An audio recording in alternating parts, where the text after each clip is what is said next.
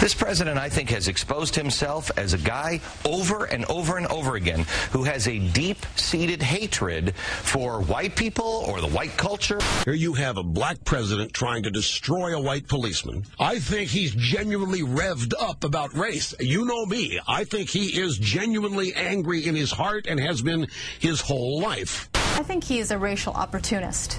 I had a dream. I had a dream that I was a slave building a sphinx in a desert that looked like Obama. He has a problem. This guy is, I believe, a racist. And after that, they're going to go after Oreos. Might have to put that off till Obama's out of office, but they'll eventually go after Oreos. You know, the racial divide in this country didn't disappear when Barack Obama was elected president, and no reasonable person has expected it to. But it is somewhere between eyebrow-raising and breathtaking to have such blunt, unvarnished race baiting so forward in our national political discourse right now. And the type of race baiting to which we're being subjected is fairly specific and fairly consistent. The argument that the president hates white people, for example, which you just heard Glenn Beck make on Fox News, that it's he, the president, who is racist, that argument dovetails perfectly with the arguments made against Supreme Court nominee Judge Sonia Sotomayor in the far more genteel setting of the United States Senate. Many of Judge Sotomayor's public statements suggest that she may indeed allow or even embrace decision-making based on her biases and prejudices. Your wise Latina comment. Already prejudiced against one of the parties. Allow biases and personal preferences. She said that a wise, quote, a wise Latina would more often than not reach a better conclusion than a white male. And that ethnicity and gender can and even should have an impact on a judge's decision-making. The language of our Republican senators is less blatant than the language of professional conservative talkers. But the theme is the same. What we have here are ethnic minorities who can't be trusted to use their official power fairly because they're prejudiced against white people. You know, with or without outrageous cracks about the biracial president being an Oreo, as we just heard from Rush Limbaugh, the conservative movement and the Republican Party are positioning themselves the same here. They're positioning themselves as defenders of the interests of white America against the threat posed to white America by people like Obama and Sotomayor.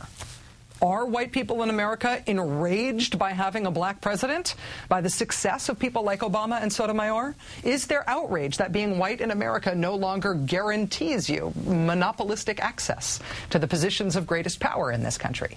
There must be some, certainly, but whether or not this race-baiting political tactic succeeds in the 2000s depends on whether there's enough of that kind of tappable white outrage out there to compensate for how bad it makes these guys look to be seen spewing this kind of overt racial invective. Joining us now is Melissa Harris-Lacewell, Associate Professor of Politics and African American Studies at Princeton. Melissa, thanks very much for joining us tonight. Apparently your audio, I have been warned, is a little hoopty, so I hope you don't mind yelling about this topic. I can certainly yell, although then I'll probably be called an angry black woman. And since I have a white mama, maybe an angry black Oreo, but I'll yell. It's fine. Could we get wise in there somehow? Yes, wise as an insult? Wise, angry black Oreo. Okay, I can do that, yeah. All right, well, let me ask you here what you think the strategy is behind so many figures on the right calling the president racist. Well, so, you know, as a political scientist, you always want to start with the assumption that a political party, whatever choices it's making, are trying to seek office, right? So we've talked about this a couple of times, and I've tried to think about how this is somehow a strategy of the right or a strategy of an element of the GOP to somehow gain office either in the midterm elections or, you know, more long-term for the presidential race. But the other part I think that I have maybe not been thinking about as carefully is that when we think about the history of race in America, sometimes we have to put aside the notion of strategy and just embrace the reality that race in this country has often brought out irrational anger, fear, anxiety, emotionalism.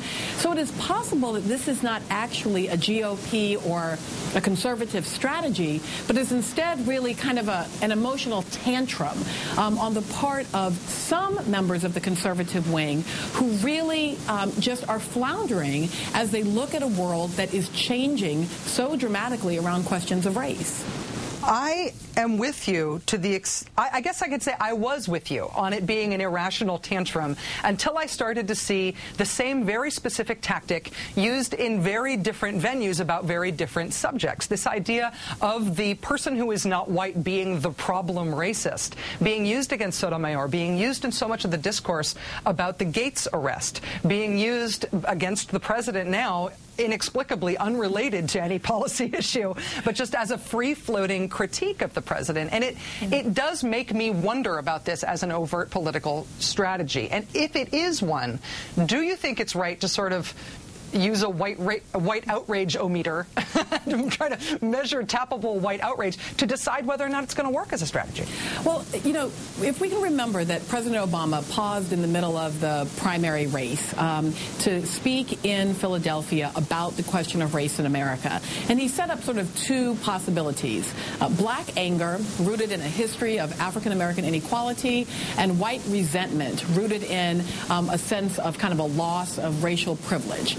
Now, I think that in many ways it's a very accurate assessment of in sort of the ways that blacks and whites, not completely and not perfectly, but often perceive things quite differently. So I've spent the month in New Orleans, and Hurricane Katrina is a perfect example of this. Everybody in the country was mad, but African Americans saw the failures of the federal government around Katrina as a race issue.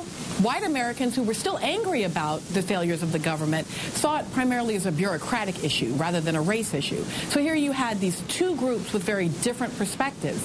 Now, that made all the difference in being able to make policy. So I think that they're hoping that these differences in how blacks and whites often see the world can be a perfect kind of wedge to use on health care, to use on education, to use on a wide variety of issues that, in fact, really, I mean, if we don't fix health care, it is bad for all Americans. But if we can somehow kind of suggest that the president is just trying to do things that are good for black people and bad for white people, then it opens up that kind of possibility of anxiety, distrust, and different perceptions. Melissa Harris-Lacewell, Associate Professor of Politics and African American Studies at Princeton University. I think that's tremendous insight. That sort of insight is the whole reason that I sought you out in the first place and have had you back on this show so many times. It's really invaluable. Thanks, Melissa. I love being here. No, thanks very much.